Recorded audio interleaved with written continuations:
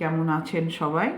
আমি আজকে আপনাদের রাজবাড়ি স্টাইলে চিতল মাছের মুইঠা করে দেখাচ্ছি।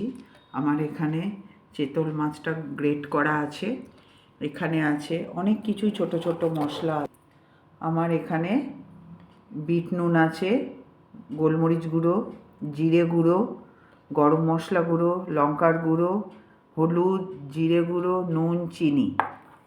এখানে আছে পেঁয়াজ বাটা, রসুন, এখানে আছে পেঁয়াজ কুচোনো, এখানে আছে ফ্রেশ ক্রিম, এখানে বাড়িতে পাতা আছে মালাই, আর এখানে আছে টক দই, কাসুরি মেথি আর গোলমরিচ গুঁড়ো আর অল্প একটু গরম মশলা গুঁড়ো দিয়ে এটাকে আমি মিক্সিং করে রেখেছি।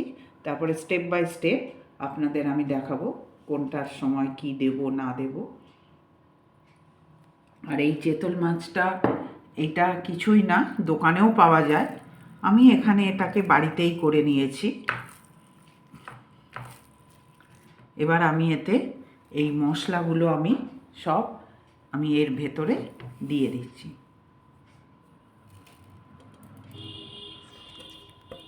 পেঁয়াজ আর রসুনটা আছে, ওটাও আমি এখানে দিয়ে দেবো। আমার এখানে আলুগুলোকে আমি বয়েল করে রেখেছি, আর এখানে আছে ফোড়নের জন্য কসুরি মেথি, গোটা এলাচ আর আছে দারচিনি, এগুলো ফোড়নে দেব। আর আলুগুলো আমি এবার এতে ম্যাশ করে এটাকে মিক্সিং করে আপনাদের সামনে আমি ফিরে আসছি।